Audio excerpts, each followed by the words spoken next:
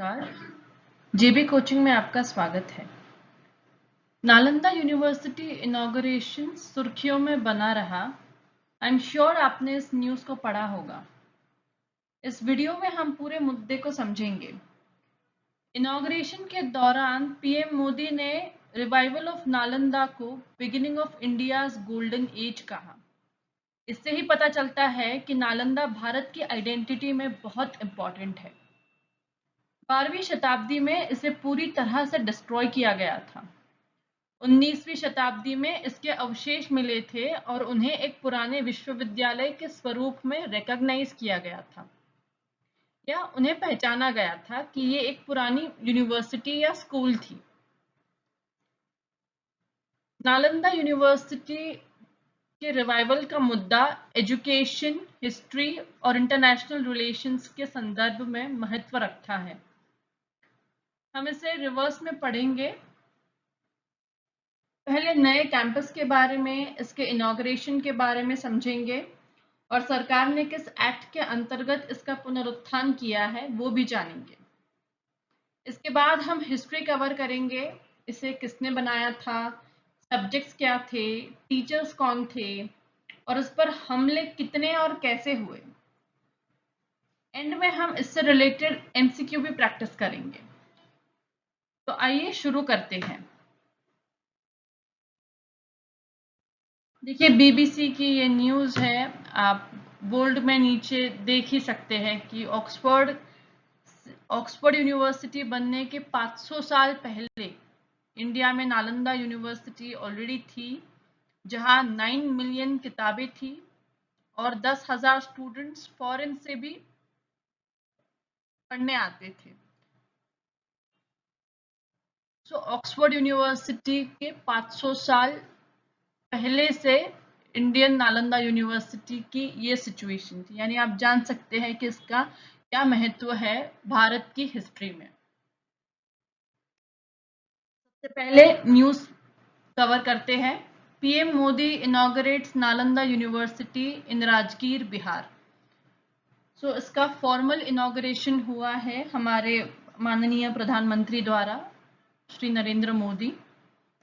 और ये कहाँ हुआ है? ये राजगीर, बिहार में हुआ है, जो पटना से 100 किलोमीटर की दूरी पर है और जो पुराना कैंपस था जिसे बर्बाद किया गया था उससे तकरीबन 12 किलोमीटर दूर है। तो ये राजगीर में है और इनॉग्रेशन सेरेमनी के दौरान नरेंद्र मोदी जी ने वहाँ एक बोधि ट्री भी प्लांट किया है। बोधि ट्री यानी पीपल का पेड़। और बोधि ट्री एक बुद्धिस्ट हेरिटेज और इंडियन स्पिरिचुअलिटी का सिंबल माना जाता है। बुद्धा को एनलाइटनमेंट कहाँ प्राप्त हुई थी? ये बोध गया में उन्हें एनलाइटनमेंट मिली थी अंडर अ बोधि ट्री। उसका ये भी एक सिंबोलिज्म है। तो कैंपस के बारे में जानते हैं। ये 45 एकर्स के लैंड पर इसे बनाया गया है और एकेडमिक एंड एडमिनिस्ट्रेटिव ब्लॉक्स है, टीचर्स एंड स्टूडेंट्स के लिविंग क्वार्टर्स भी है, लैबोरेटरीज है, लाइब्रेरीज है। अब आते हैं रिवाइवल ऑफ नालंदा पे कि ये जो नया कैंपस बना है ये किस एक्ट के अंतर्गत बना है, ये पूरी आइडिया कहाँ से शुरू हुई थी। सो मार्च 2006 में इंडिया के former president doctor APJ Abdul Kalam ने इस आइडिया को प्रपोज किया था कि हम नालंदा का पुनरुत्थान करेंगे। ये बिहार लेजिस्लेटिव असेंबली में ये आइडिया आई थी और बिहार लेजिस्लेटिव असेंबली ने इस पर एक बिल भी पास किया था। So conquering ideas came simultaneously from Singapore government और ईस्ट एशिया समिट के जो लीडर्स है, जो मेंबर कंट्रीज है, 16 मेंबर स्टेट्स है, उनके लीडर्स ने भी फिलीपींस में ये मुद्दा उठाया था जनवरी 2007 में कि हमें नालंदा को रीएस्टैब्लिश करना है। और फिर से ये 4th ईस्ट एशियन समिट में मुद्दा निकल के आया था अक्टूबर 2009 में थाईलैंड में। तो आप ये कहेंगे कि ये बाकी कंट्रीज का इस नालंदा की रीएस्टैब्लिशमेंट में क्या इंटरेस्ट है?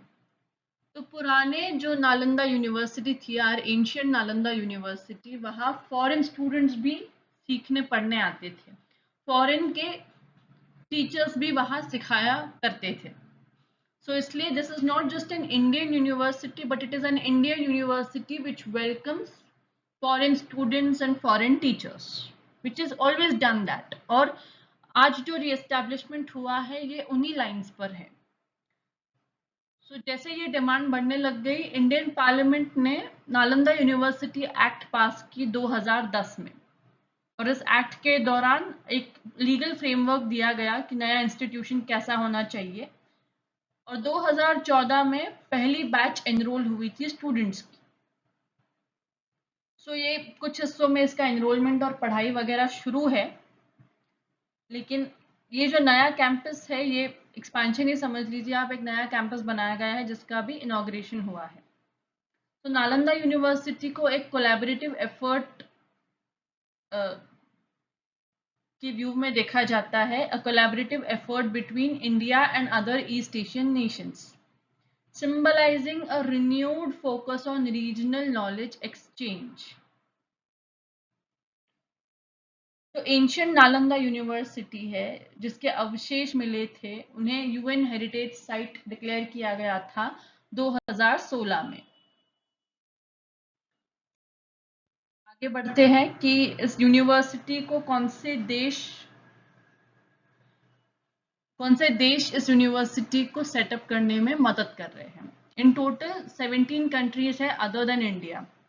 So this can be like financial help भी है और बाकी हेल्प भी है कि हम टीचर्स भेजेंगे, हम कोर्सेज डिज़ाइन करेंगे वगैरह वगैरह। तो उसमें 17 कंट्रीज आती है इंडिया को छोड़कर, जैसे कि Australia, Bangladesh, Bhutan, Cambodia, China, Indonesia, Laos, Mauritius, Myanmar, New Zealand, Portugal, Singapore, south Korea, Sri Lanka, etcetera.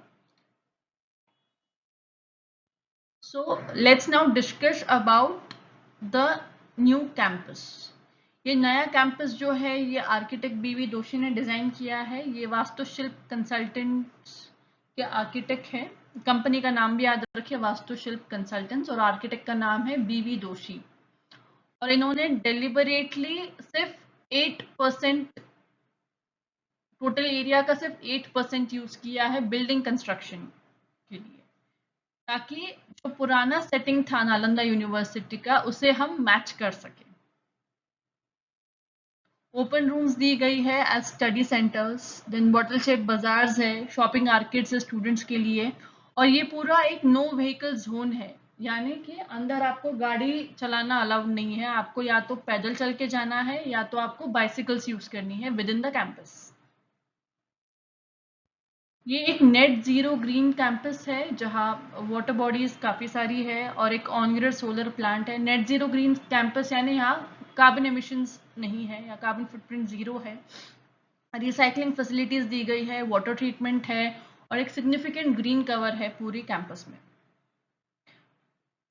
Yoga center है, then state of art auditorium है, आर्काइवल सेंटर्स, एक फुल्ली इक्विप्ड स्पोर्ट्स कॉम्प्लेक्स भी है। इस बिल्डिंग का जो एडमिनिस्ट्रेटिव ब्लॉक है या जो विंग 1 बिल्डिंग है, ये पूरा एक रेप्लिका है पुराने नालंदा रूइंस का। एक्सपोज्ड ब्रिक आर्किटेक्चर आपको देखने को मिलेगा। कहाँ? नए कैंपस के एडमिनिस्ट्रेटिव ब्लॉक या विंग 1 बिल्डिंग में।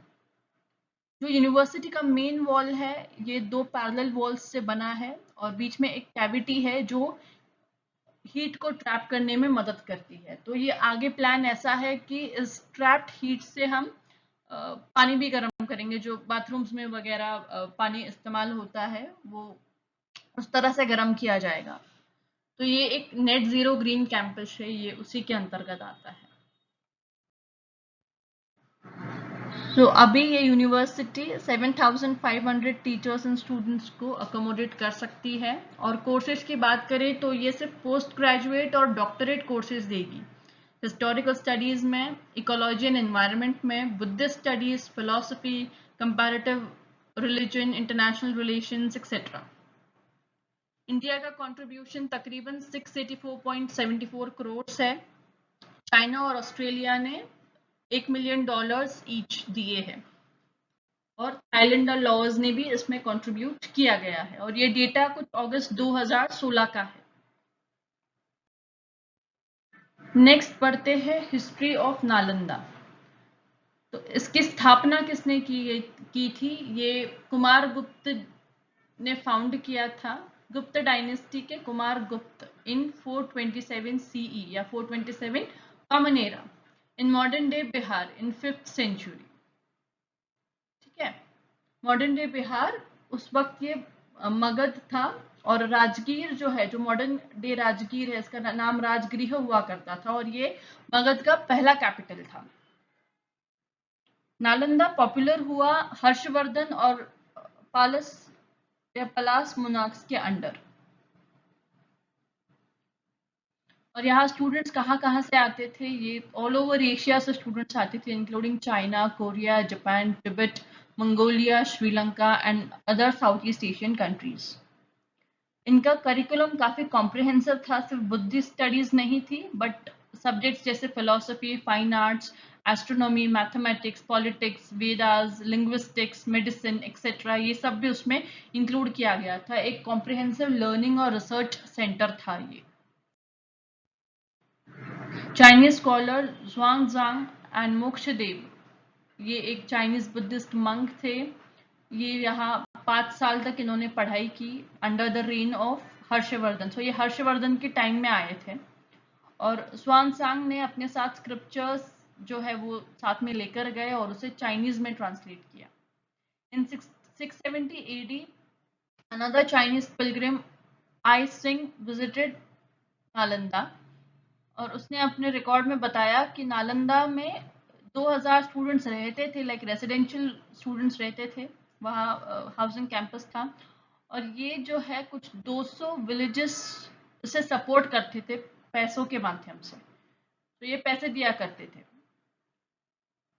और एक आर्कियोलॉजिकल एविडेंस भी है जो ये बताता है कि इस यूनिवर्सिटी का कॉन्टैक्ट इंडोनेशियन शैलेंद्र डायनेस्टी के साथ भी था, और उनके एक राजा ने वहां एक मोनेस्ट्री भी बनाई थी उस कॉम्प्लेक्स में, नालंदा की कॉम्प्लेक्स।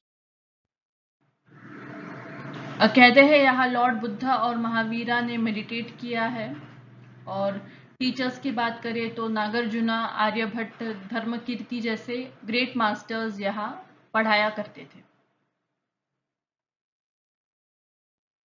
नालंदा पर होने वाले अटैक्स की हम अगर बात करें तो नालंदा पर 3 अटैक हुए थे। सबसे पहला अटैक था हुन्स के द्वारा। हुन्स एक सेंट्रल एशियन ट्राइबल ग्रुप था, और इन्होंने अटैक किया था 455 to 470 AD के बीच में, जब समुद्रगुप्त थे यहाँ, during the reign of emperor Samudragupta of the Gupta empire. इनका मोटिव माना जाता है कि बस एक लूट करनी थी इन्हें, जो भी यहाँ ट्रेजर था। तो आप समझ सकते हैं कि ये कितनी रिच यूनिवर्सिटी हुआ करती थी उस टाइम में। तो ये बस एक लूट के लिए आए थे, और इसलिए उन्होंने अटैक किया था। लेकिन ये इस अटैक के बाद एम्परर स्कंदगुप्त ने इसे री एस्टैब्लिश किया। सो ये नालंदा यूनिवर्सिटी फिर उठ खड़ी हुई, और स्कंदगुप्त के टाइम में ही नालंदा लाइब्रेरी को एस्टैब्लिश किया था। सेकंड अटैक नालंदा महावीरा पर हुआ था इन 7th सेंचुरी। वो किया था गौडास एम्परर ने। गौडास के द्वारा किया गया था। गौडास थे बंगाल के, और इनका पॉलिटिकल टेंशन चल रहा था हर्षवर्धन के साथ। तो उस पॉलिटिकल एक टसल में गौडास ने नालंदा पर अटैक कर दिया, लेकिन हर्षवर्धन ने इसे फिर से रिस्टोर कर दिया। सो नालंदा जो है वो दूसरी बार फिर उठ खड़ी हुई। तीसरा और एक फाइनल डेवस्टेटिंग अटैक अगर हम कहें तो ये किया था बख्तियार खिलजी ने। ये टर्किश मिलिट्री जनरल था कुतुबुद्दीन ऐबक का, मामलुक डायनेस्टी यानी स्लेव डायनेस्टी। कुतुबुद्दीन ऐबक जो था, इसका मिलिट्री जनरल बख्तियार खिलजी ने 12th सेंचुरी में नालंदा पर अटैक किया, और उसका वो कैंपेन था कि मुझे नॉर्दर्न इंडिया को पूरी तरह से कॉन्कर करना है। ये बिल्कुल उस लिहाज से आया था, और कहते हैं कि वहाँ की जितनी सारी किताबें हैं, जहाँ वहाँ की जो लाइब्रेरी थी, उसे जलाया गया था, और ये महीनों तक ये आग जलती रही। मतलब आप समझ सकते हैं कि कितनी किताबें थी। हमने पहले भी पढ़ा कि 9 मिलियन बुक्स थी। तो ये महीनों तक ये आग चली, और वहां के जो स्कॉलर्स, टीचर्स, मंक्स थे उनको उनकी हत्या की गई। तो ये एक फाइनल अटैक, हम डेवस्टेटिंग अटैक कह सकते हैं कि जिसके बाद ये पूरी तरह से इसका मतलब जो है कि उसके बाद ये उठी नहीं फिर यूनिवर्सिटी, उसके बाद इसका फिर से रीएस्टैब्लिशमेंट हुआ नहीं। इसके रूइंस को रीडिस्कवर किया 1812 में फ्रांसिस बुचनन हैमिल्टन ने, और इसको आइडेंटिफाई किया सर अलेक्जेंडर कनिंघम ने इन 1861। अभी आइडेंटिफाई क्या किया कि उन्होंने बताया कि ये एक पुरानी यूनिवर्सिटी के अवशेष है। सो ये इसका रीडिस्कवरी हुआ 1861 में।